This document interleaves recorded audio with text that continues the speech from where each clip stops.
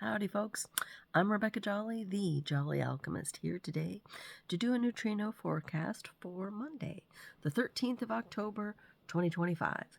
So, here on Monday, we are moving into the very last line of the left angle cross of the clarion, and it will be the very last day we are looking at the nature of intuition.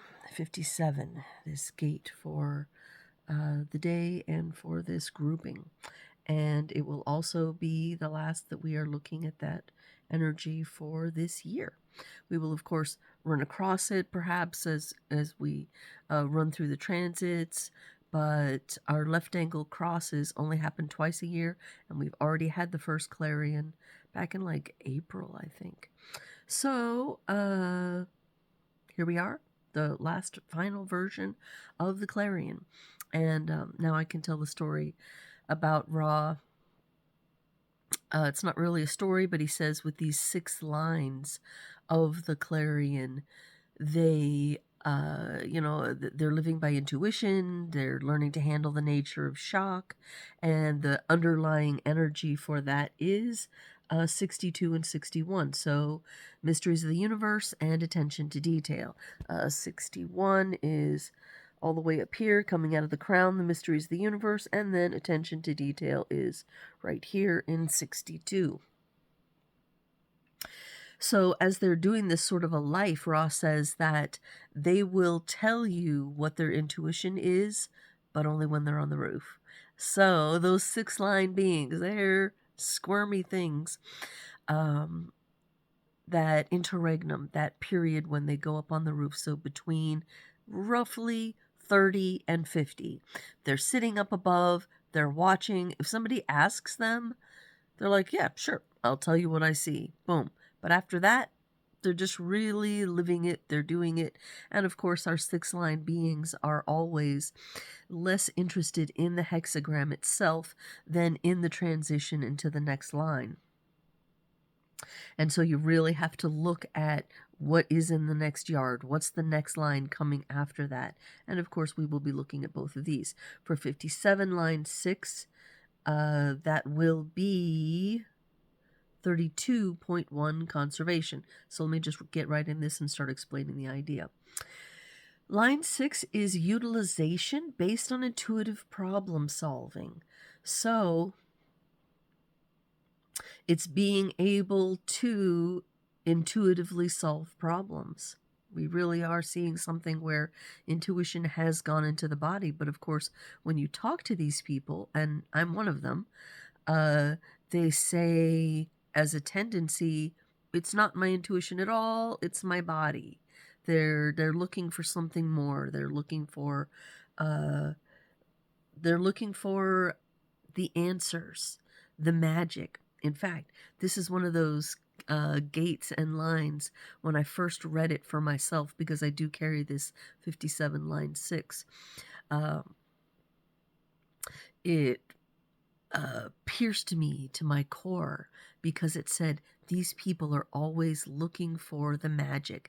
They want the answers. They want the true thing that's the thing. And they're frustrated because their intuition can't give it to them. Our intuition doesn't have all the answers for us. And of course, he also makes the point that neither does our intellect, neither do our emotions. We are by nature limited beings, and that's just how that is. And so that 56 or that 57 line 6 being is always dealing with a level of frustration and also depression that they can't get all the answers. So it's an awareness that the clarity of intuition is a two-edged sword. It can make you think you're going to get all of it, but not get all of it. And what we're talking about now is really, on some level, it blows my mind, a description of me at my most inner level. When I read this, I really felt seen by somebody who I had never seen before, because I specifically spent years, all the time that I was living in a camper homeless, looking for the magic. I said it that way even. I'm looking for the magic. I'm trying to find the magic. I'm trying to find the answers. I'm trying to find that last little bit. Very interesting. And it wasn't until I found Human Design and started to put my intuition into place with all the other things that are going on to me and started really moving away from my not self, especially in the 19th gate and in the 15th gate. Those were where I was really, really stuck on something that wasn't me. The more I've started to let that go and realize, oh, okay, this desire in me to be an archetype, to fulfill the full potential of my capacity is partially coming out of this definition right here, this sixth line um, of the intuition gate.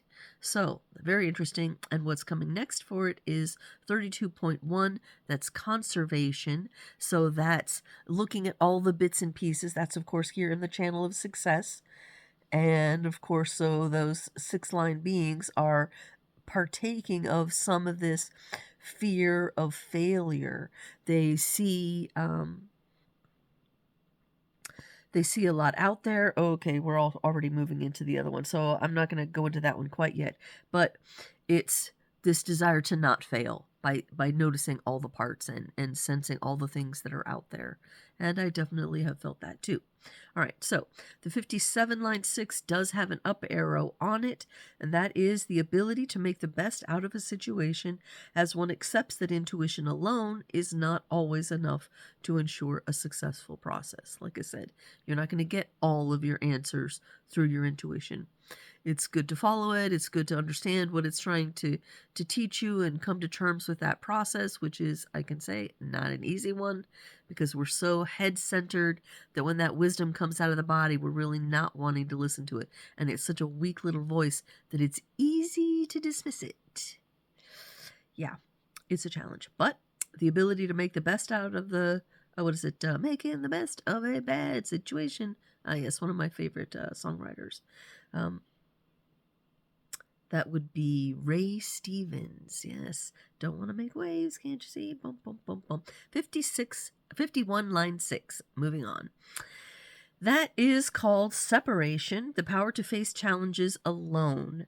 So again, we've got this nature of the sixth line, which is separating from the whole entire hexagram, not really wanting to be a part of it, carrying it, but not really looking at it or thinking about it, just naturally being it while they themselves are thinking of and what's coming next, or what's the larger thing?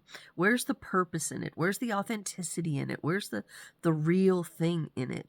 And of course, it's a good idea to remember that every time we go through another set of these six lines, we're talking on some level about the nature of what it is to be a sixth line being. And that's important because that is coming for all of us. We're leaving in the next 18 months this first line energy that we're still carrying a little bit right now of wanting to get to the foundation, wanting to understand the rule set, wanting to understand what's going on and have a secure foundation to lead us into the future. And then after that, after these few years are gone, that energy is going to end and we are all going to be feeling the pressure of the sixth line. So it's wise to listen very carefully to these descriptions of six lines because each one of them in their own way is narrowing in on an aspect of what it's going to mean to be us in the future. And I think everybody would kind of like to have some knowledge of what it is going to be that we're going to be experiencing in the future. What are we going to be having in the future? Well, look to these six lines. It's about separating. It's about doing your own thing. It's about internalizing. It's about finding deeper meaning. It's about moving on. So, yeah, interesting. Facing challenges alone. It's moving into the next hexagram, 42.1. 42.1 is the maturation of the cyclical cycle. So it's really about here's where we get into that diversification, really, I was talking about. Um, they're not necessarily committed. They're not necessarily the kind of person that you would think of as being a traditional 51st line. You know, we look for our 51s to have courage and willpower and to be able to initiate us into new ways. And the sixth line isn't naturally, you're not going to see that in them. You're not going to see the warrior. Although when they're really pushed to the end, when they're pushed to the place where they do need to make a decision, they do need to figure something out, they do need to ride the wave, they do need to have a spiritual experience for themselves, they can handle it just fine. They've got it because it's just in them naturally. But they're always going to be sort of sitting on the fence and looking for a sign. They want to hear the voice of God before they move on that. They see, because of this diversification in the next yard, all these options. And so this becomes a difficult energy for these 51 line sixes, because in seeing all those energies, they're wondering, which one should I give myself to? Where am I going to actually find fulfillment? Our six lines are always looking to the nature of the entire circuitry. And in this case, that circuitry is about enlightenment. This is really the path of enlightenment that's coming up out of the 40 and through the 40 to the 51, and the 51 coming into the G center, and then the 10, and then the 20 up to the throat, so that they can learn how to be awake in the now. And that's really what these people are wanting. They're wanting to be awake in the now. So from 30 to 50, we'll see these people in their in-between phase being willing to tell us what their intuitions are, what they've learned from their shock process. And then after that, they just want to be it. They just want to go off and do their own thing. And they'll be a role model for you, but they're not actually going to be wanting to sit down and teach you what it is that they're doing. They're busy doing it. So that's what we have as our daily mission. And that's what we have for the people who are being born into the world today. They will be carrying this energy. Very interesting. Our moon starts off at 39, line 1. 39 is the true gate of provocation. So now we're going to be feeling a little bit of this prickly push to look at things that aren't working, to make them better, and to find the nature of our spirit by looking at things that are difficult and maybe not working. 39, line 1 is liberation based on the refusal to confront a challenge. Now, this brings up all kinds of things for me. First of all, the sixth line, or the sixth gate, this whole gate of tension and interpersonal friction and mediation and trying to deal with all those, I don't know about you kind of feelings. And it also reminds me of the 40th gate, because the 40th gate is really all about becoming liberated from people who are calling on that willpower. So this is a different kind of liberation. It's, of course, people who carry the 39th gate energy have to be kind of careful, because not naturally, but because of our society not really liking to be confronted. And so they end up having to learn, like this first line here, maybe it's not the time to confront and to make a challenge. And if I do have to make a challenge, how can I make it? How can I make it so that people don't hate me afterwards? It's a difficult line, especially when we're young, to be figuring that out, because, of course, when we're young, what is it they say? In wine and in children, this is where we hear the truth. Yeah. So people who are carrying this 39th gate in any capacity, when they are young, we're going to hear the truth out of them, even if it's really confrontational. So, yeah. After the 39, the moon will be moving through 53. But, okay, yeah. We just talked about 42, which is the other side of that channel. But the 42 is not actually happening. That's what's coming for us tomorrow. So, the 53, that beginnings will be there actually in the transit. And then that energy will move into 62, attention to detail, which of course we already have in our Jupiter activation, so it won't be that much of a difference than what we already have. Mercury, which started off in 44 line 2, which we did look at yesterday, the purposeful development of collective structures, is now going to be moving into line 3 and then into line 4. So line 3 is interference, the alertness to handle interferences. We're, of course, talking here again about another whole round of this 44th gate, this coming to meet, situational awareness, seeing what's around and seeing what's needed, collaboration, working with other people, who would be good at in what position of a collaboration. And line 4 of that gate is sincerity, leadership with sincerity and impartiality. Of course, because at some point the 44s learn if they are partial, then they lose their following. People don't like to think of someone leading them partially. Not cool. In fact, I believe that's a lot of what's not cool about what we're experiencing with our current leadership. But I don't talk about politics. It's none of mine, never mind. So, just interesting. Venus, our Venus energy, has still hanging on just a little bit at the beginning of the day. In 46 line 1, that's of course being discovered, and it will move into line 2, the prima donna, the demanding nature that brings in talent. So these are people who are naturally so focused on doing their thing and being in their passion that they attract attention from others and they find themselves in the right place at the right time. In other words, they become lucky.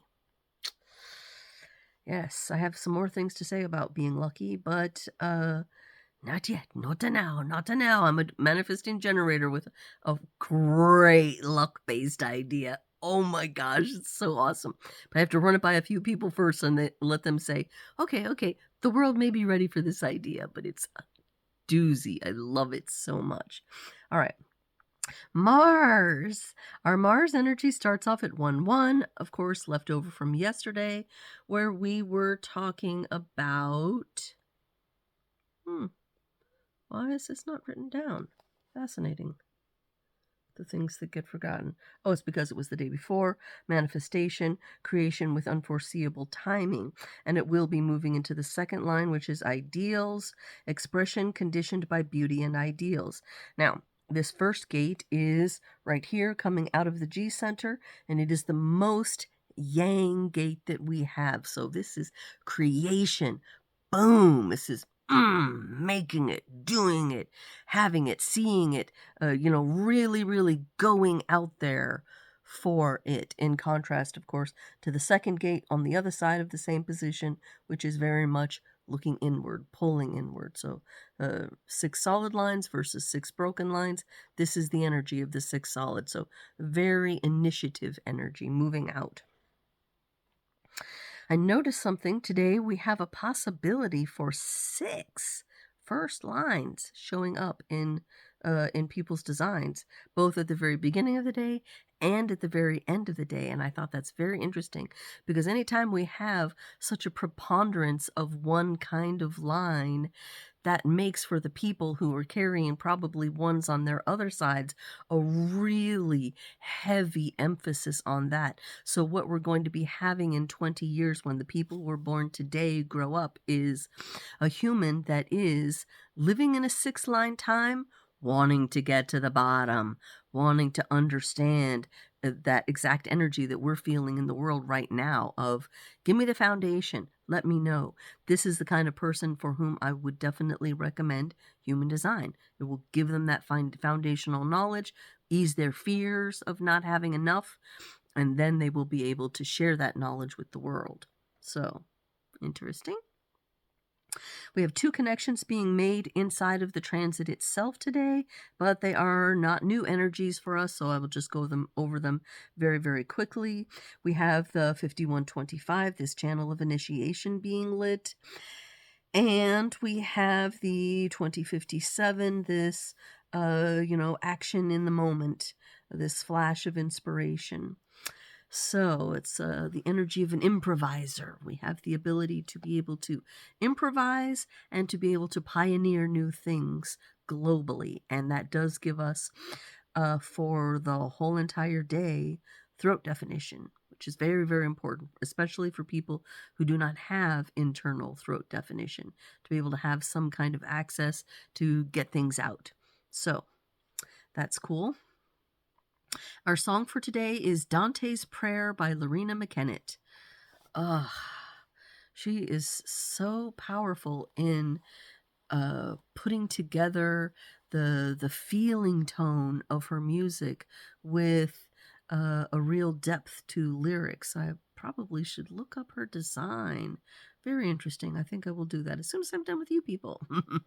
But yeah, I just thought, what a great song, showing, uh, in my mind, how it feels to be led by this six-line intuition.